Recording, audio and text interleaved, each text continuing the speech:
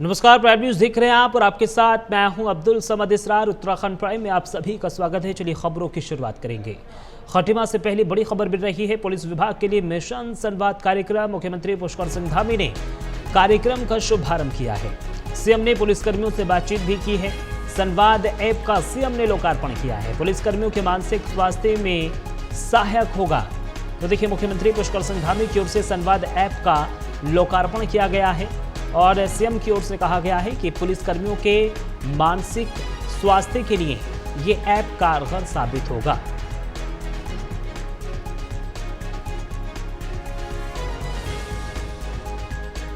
तो देखिए, मुख्यमंत्री पुष्कर सिंह धामी की ओर से पुलिसकर्मियों से बातचीत भी की गई है। संवाद ऐप का लोकार्पण भी किया गया है। पुलिसकर्मियों के मानसिक स्वास्थ्य में यह कारगर साबित होगा, ये मुख्यमंत्री पुष्कर सिंह धामी कहते हुए नजर आए हैं। देखिए, मुख्यमंत्री पुष्कर सिंह धामी की ओर से कार्यक्रम की शुरुआत की गई है और सीएम ने पुलिसकर्मियों से सीधी बातचीत भी की है।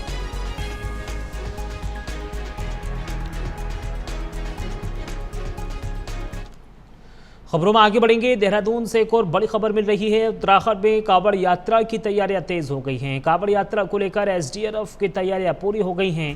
11 जुलाई से कांवड़ यात्रा की शुरुआत हो रही है, लेकिन उससे पहले ही तमाम तैयारियों को अंतिम रूप दिया जा रहा है। चाहे तो राज्य सरकार की बात करी जाए या फिर जिला प्रशासन की, हर एक कार्य को बड़ी ही मुस्तैदी के साथ पूरा किया जा रहा है। राज्य प्रशासन पूरी तरह से अलर्ट मोड पर है। सुरक्षा और ट्रैफिक को चाक चौबंद की गई हैं सभी व्यवस्थाएं। संवेदनशील क्षेत्रों में पुलिस बल की तैनाती भी की गई है। ड्रोन और सीसीटीवी कैमरों से पूरी निगरानी होगी। हरिद्वार और अन्य प्रमुख मार्गों पर वन वे ट्रैफिक व्यवस्था कर दी गई है। भीड़ नियंत्रण के लिए रूट डायवर्जन भी किया गया है। हरिद्वार में 6 जगहों पर 7 टीमों की तैनाती की जाएगी। शांति व्यवस्था को लेकर विशेष दिशा निर्देश भी दिए गए हैं।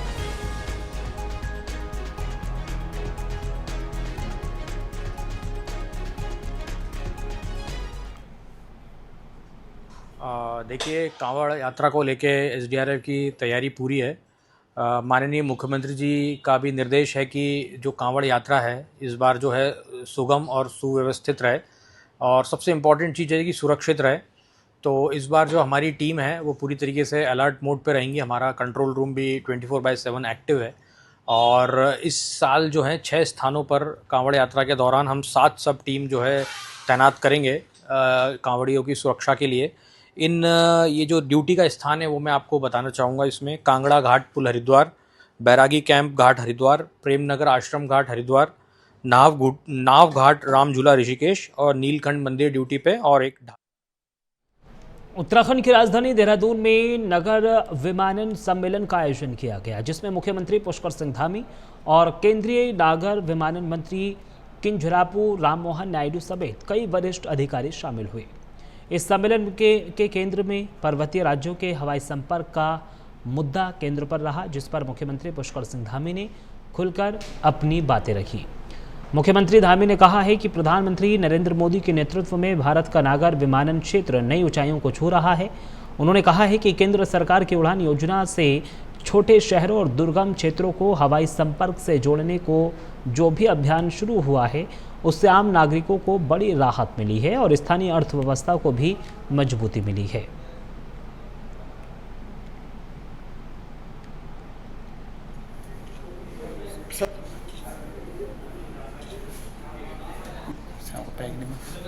संबंध में अगर देखा जाए तो ये यहाँ पे एक तो टेम्परेचर वेदर का कंडीशन और दूसरा जो टेरेन है, ज्योग्राफिकल टेरेन, उससे काफी मुश्किल होता है यहाँ पे हेलीकॉप्टर ऑपरेशंस के लिए भी। तो उसके संबंध में हम वर्ल्ड क्लास स्टैंडर्ड्स को भी स्टडी कर रहे हैं और एक 2-3 राय हमारे पास जो मिले कि और ज़्यादा एयरपोर्ट के ट्रैफिक कंट्रोल सिस्टम्स जो होने चाहिए और एटीसी लगाने के लिए भी एक चैलेंज रहता है कि ज्योग्राफिकल टेरेन। तो उसके संबंध में हम लोग कोशिश कर रहे हैं कि और ज़्यादा एटीसी का प्रभाव ये सारे जो चारधाम का नेटवर्क है उसके संबंध में रहे।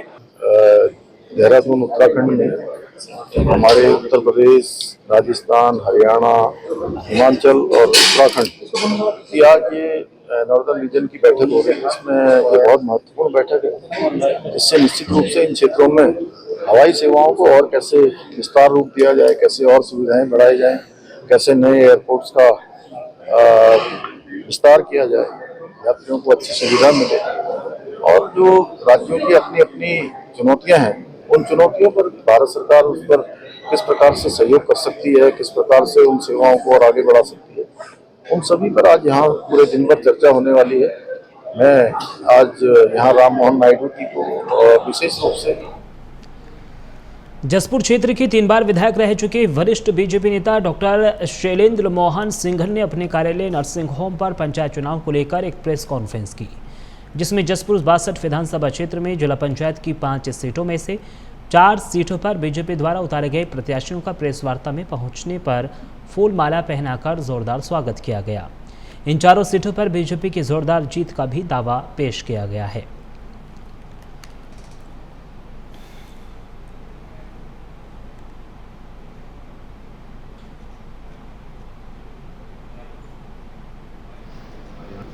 जिला पंचायत स्तर पर अपने प्रत्याशी उतारने का फैसला किया है और उसके लिए पर्यवेक्षक यहाँ पर आए थे रायशुमारी करने कुछ दिन पहले, और रायशुमारी के बाद प्रदेश नेतृत्व ने हमारी 5 सीटें हैं इस विधानसभा, उसमें 4 सीटों पर अपने प्रत्याशी उतारने का घोषणा कर दी है और एक किन्हीं कारणों से उसको फ्री छोड़ा है कि जो भी लड़ना चाहे लड़े, किसी की रोक टोक नहीं।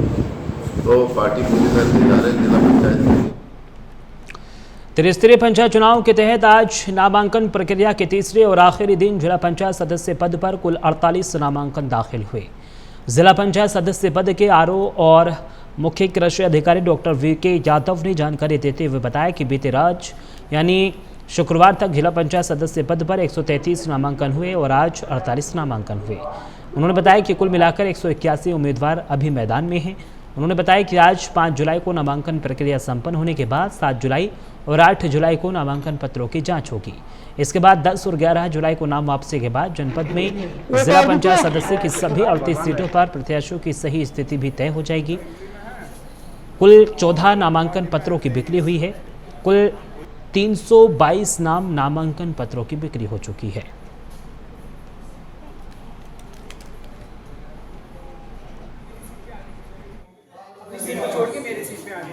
देखिए, जिला पंचायत पौड़ी गढ़वाल में 38 सीटें आती हैं और इन 38 सीटों में हमारी जो पौड़ी ज़िले की जो 3 सीटें जो हमारी विधानसभा वाइज क्रमशः पौड़ी विधानसभा, श्रीनगर विधानसभा और चौबटखाल विधानसभा जो जिसको कि संगठन के रूप में हम लोग देखते हैं, और यमकेश्वर, लैंसडाउन और कोटद्वार जिसको कि आदरणीय विनोद डबराल जी जो कोटद्वार में जिलाध्यक्ष हैं वो देखते हैं। तो हमारे यहाँ पर जो 3 विधानसभा सीटें हैं उनमें जो 25 जिला पंचायत की सीटें हैं, 25 जिला पंचायत की सीटों में से उसमें से 25 जिला पंचायत की सीटों में से हम लोगों ने 18 सीटों पर अपने समर्थित प्रत्याशी तय किए हैं, जिनका कि आज नॉमिनेशन भी पूरा हो गया है। ज्योतिर्मठ ब्लॉक परिसर में आज नामांकन के अंतिम दिन करीब 97 नामांकन फॉर्म जमा हुए, जिसमें ग्राम पंचायत सदस्य पद के 53 फॉर्म जमा हुए।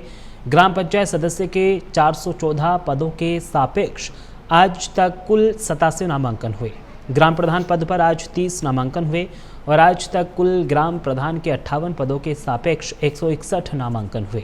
क्षेत्र पंचायत सदस्य पद पर आज 14 नामांकन हुए और क्षेत्र पंचायत सदस्य के कुल 23 पदों के सापेक्ष 83 नामांकन हुए।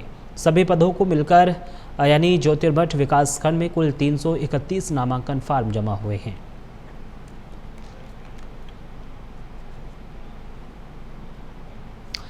उत्तराखंड में पंचायत चुनाव को लेकर लोगों में उत्साह देखने को मिल रहा है। गदरपुर विकासखंड के अंतर्गत 44 ग्राम सभाएं आती हैं। विकासखंड गदरपुर में नामांकन पत्र की बिक्री के साथ ही आज नामांकन प्रक्रिया के अंतिम दिन प्रत्याशियों में भारी उत्साह देखने को मिला। प्रत्याशियों ने अपने समर्थकों के साथ भारी संख्या में नामांकन किया। इस मुद्दे पर निर्वाचन अधिकारी शैलेंद्र सिंह ने कहा है कि कुल 1586 नामांकन पत्रों की बिक्री हुई थी। कल तक 721 और आज दोपहर 2 बजे तक लगभग 800 लोगों ने अपना नामांकन कराया है।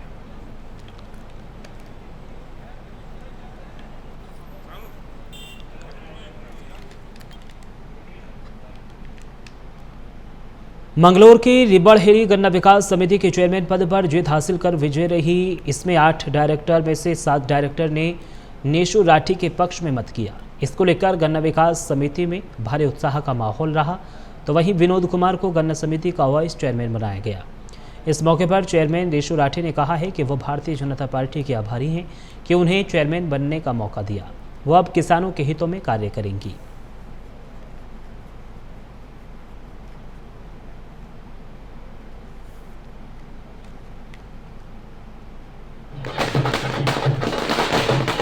देशु राठी ने बीजेपी का आभार जताया है क्योंकि गन्ना विकास समिति की चेयरमैन बनी है नीशू राठी। उन्होंने कहा है कि बीजेपी की ओर से जो दायित्व सौंपा गया है, मैं पूरी निष्ठा के साथ इस दायित्व को निभाऊंगी।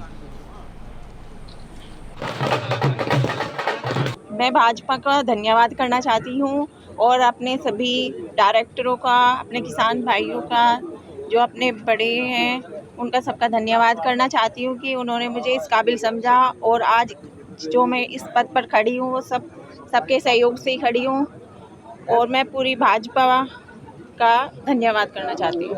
ये उप चेयरमैन बनाने में जो सहयोग है, सबसे बड़ा सहयोग है राठी जी का और सभी हमारे साथी डायरेक्टर हैं जितने भी, और साहब हम सभी किसानों का हार्दिक अभिनंदन करते हैं कि उन्होंने उनके जो भी काम होंगे मैम 24 घंटे खड़े हैं उनके काम में। देख रहे हैं किस तरह से क्षेत्र के लोगों में उत्साह है और मैं भारतीय जनता पार्टी जो मेरी माँ है, एक माँ वो है मेरी जिसने मुझे जन्म दिया है, दूसरी माँ मेरी भारतीय जनता पार्टी है।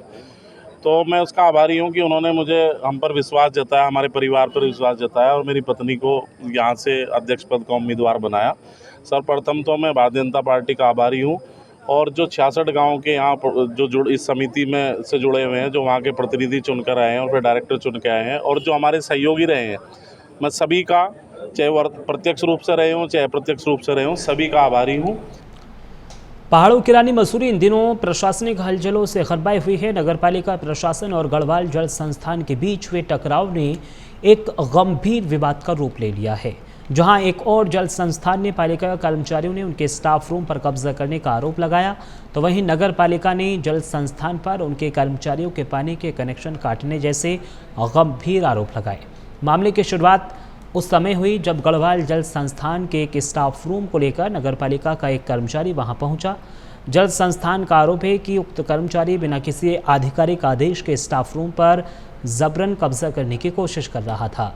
जल संस्थान के कर्मचारियों ने मौके पर पहुंचकर कमरे में रखा सामान बाहर निकालकर रूम को अपने कब्जे में ले लिया।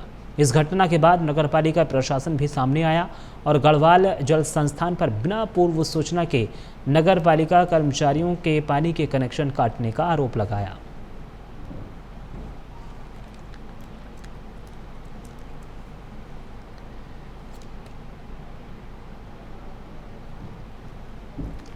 मेरे भी संज्ञान में जब मैं ऑफिस आया तभी मुझे पता चला कि जल संस्थान द्वारा नगर पालिका के जो 3 आवास हैं जहाँ पे कर्मचारी हमारे रहते हैं उनके पानी के कनेक्शन काट दिए हैं।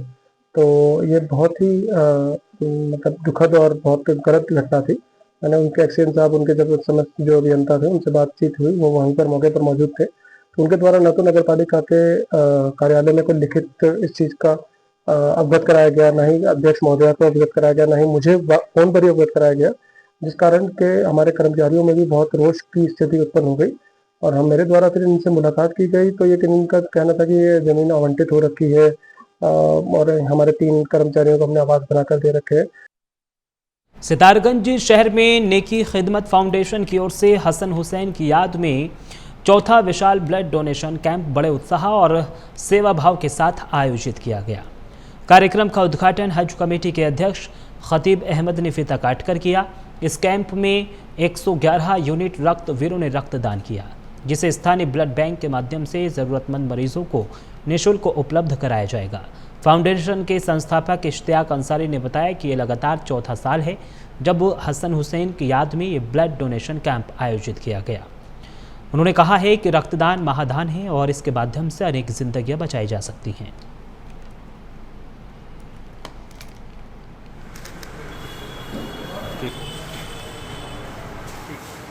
आज जो हमने डोनेशन करी है उसमें 111 यूनिट आया है।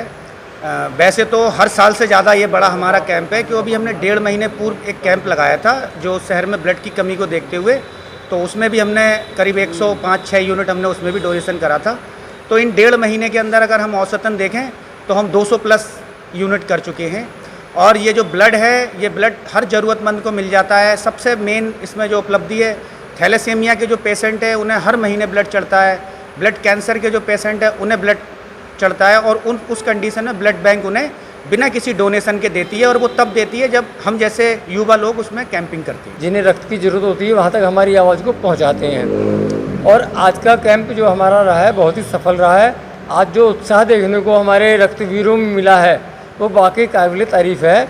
और मैं आशा करता हूँ कि जितने कैंप इस पिछले 6 महीने के अंदर हमारी पूरी टीम के द्वारा लगाए गए हैं, चाहे वह रक्तदान समिति हो या इस्तियाक भाई के द्वारा लगाए गए हैं, चाहे गुरबीर भाई के द्वारा लगाए गए हैं, वो वाकई काबिल तारीफ़ है। और हर क्षेत्र में हमारे द्वारा खटीमा से हो चाहे काशीपुर तक, खटीमा से लेकर काशीपुर तक, तो हम पूरा विश्वास दिलाते हैं आपको कि किसी भी ज़रूरतमंद को हम ब्लड देने में आज की डेट में सक्षम हैं। जो आज हमारे इमाम हुसैन की याद में लगाया, हसन हुसैन के नाम से हमने ये चौथा रक्तदान हमारा ये कैंप है।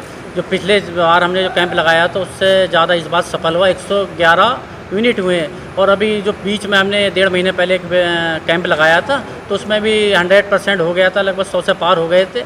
लेकिन जो स्कोर हम इस्तियाक भाई ने जैसा कहा कि स्कोर उसको जोड़ेंगे तो हम 200 का हमारा टारगेट था इस कैंप का इंशाल्लाह तो हम उसको पार कर चुके हैं। और ये कैंप हमने ज़्यादातर उन लोगों के लिए लगाया है, जैसे गरीब लोगों के लिए खासकर, क्योंकि अमीर लोग तो कहीं ना कहीं ब्लड ले लेते हैं, उनके लिए लोग खड़े भी हो जाते हैं ब्लड देने। इधर जसपुर में सरकार के फरमान से छात्र छात्राएं परेशान हैं। दरअसल जसपुर विधानसभा क्षेत्र में एक क्लस्टर विद्यालय में करीब आधा दर्जन को बर्ज कर उन स्कूलों को बंद करने की जुगत के फरमान ने हलचल मचा दी है। स्थानीय ग्रामीणों का कहना है कि सरकार चाहे जो भी आदेश दे, लेकिन इस विद्यालय को बंद नहीं होने देंगे। छात्रों के अभिभावकों ने सरकार पर विद्यालय बंद नहीं करने का अनुरोध किया। उन्होंने कहा कि अगर सरकार ने इस फैसले को वापस नहीं लिया तो इसका खामियाजा सरकार को भुगतना पड़ेगा।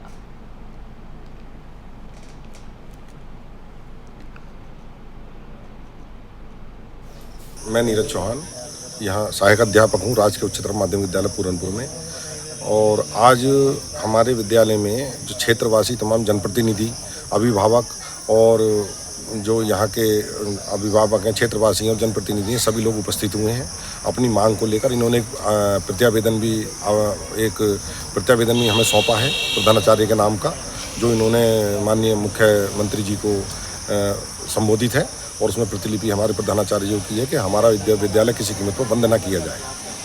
पूरनपुर में जो ये क्षेत्र हैं, कई से भी क्षेत्र हैं जहाँ उत्तराखंड के हमारे कई गांव हैं यहाँ के, और ये सीमांत क्षेत्र होने के नाते यूपी के भी कई स्कूलों के बच्चे पढ़ने आते हैं। आज के समय में भी यहाँ की जो छात्र संख्या 100 से अधिक है। और मैं पूरनपुर की रहने वाली हूँ और स्कूल की अध्यक्ष हूँ।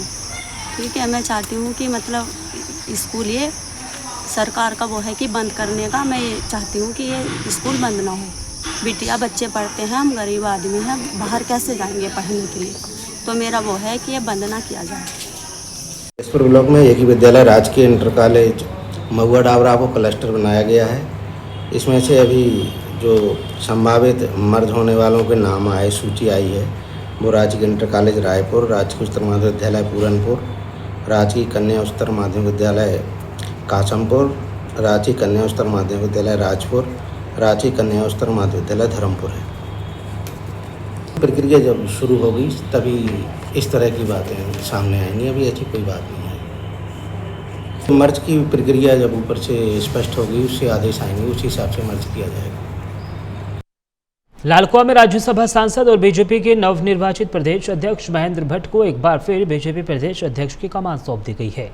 इसको लेकर बीजेपी कार्यकर्ताओं में खुशी की लहर है। तो इसी क्रम में लालकुआ के युवा बीजेपी नेता और स्टार प्रचारक मोहित नाथ गोस्वामी ने भी खुशी जताई। उन्होंने कहा कि प्रदेश अध्यक्ष महेंद्र भट्ट के अनुभवों का लाभ बीजेपी को निश्चित रूप से मिलेगा। साथ ही आगामी पंचायत चुनावों को लेकर 2027 के विधानसभा चुनावों में पूरी बहुमत की सरकार बनाते हुए रिकॉर्ड तीसरी बार विजय प्राप्त करेगी।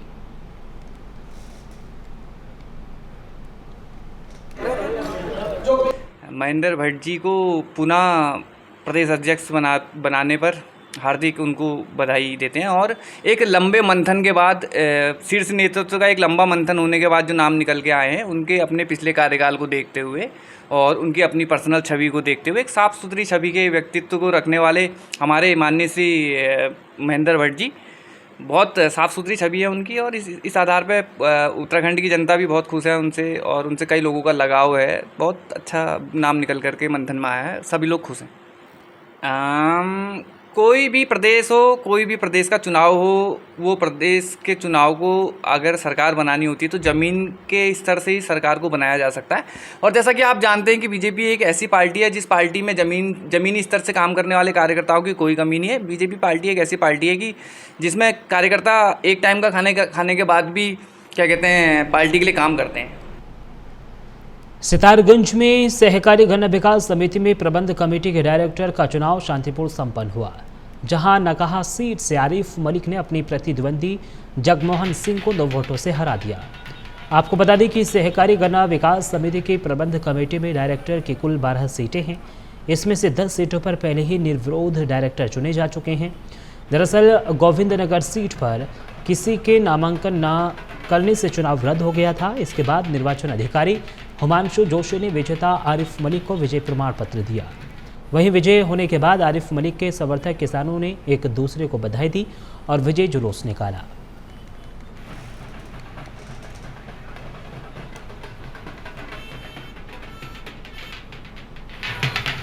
हम लोगों ने आरिफ भाई को, पढ़े लिखे इंसान हैं, उनको आज सारे सिख समाज ने, सारे मुस्लिम समाज ने मिलके डायरेक्टर बनाया है, क्योंकि किसानों का भला हो सके। मैं किसान नेता होने के नाते आरिफ भाई को बधाई देता हूं। चुनाव डायरेक्टर का हुआ है। मैं गन्ना विकास समिति का डायरेक्टर आज चुना गया हूं। उसमें 10 डेलीगेट्स ने वोट डाले हैं, जिसमें 6 मुझे मिले और 4 अपोजिट में जो थे जगमोहन जी उनको मिले। खबर देहरादून से है, जहां मानसून सीजन शुरू होने के बाद नगर निगम जलभराव की समस्याओं को देखने के लिए नगर निगम मेयर सौरभ थपलियाल ने निरीक्षण किया। उन्होंने जाम नालियों को खोलने के निर्देश दिए। साथ ही शहर में ड्रेनेज सिस्टम की भी दुरुस्त करने के निर्देश दिए, जिससे जनता को अनावश्यक परेशानी का सामना न करना पड़े। साथ ही रेलवे कॉलोनी के पास नाले के निस्तारीकरण के प्लान बनाने के भी निर्देश दिए गए।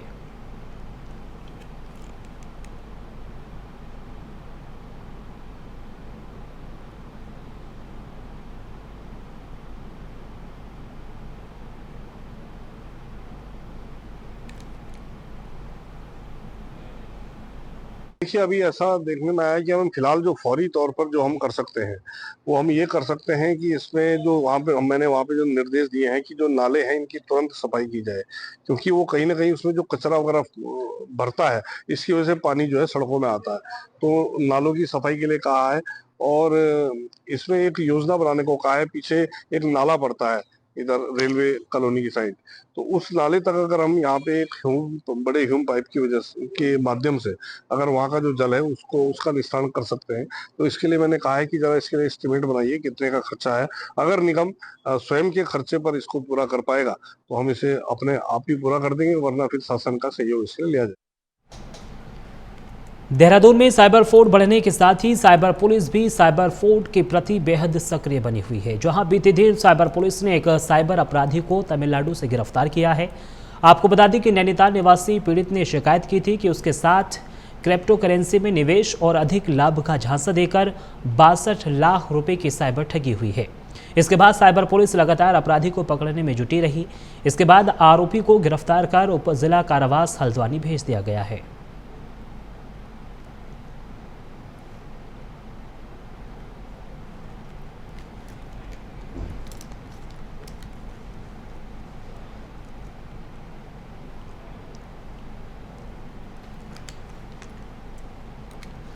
और फिलहाल उत्तराखंड प्राइम में सिर्फ इतना ही। देश और दुनिया की तमाम बड़ी खबरों के लिए आप बने रहिए प्राइम न्यूज़ के साथ। नमस्कार।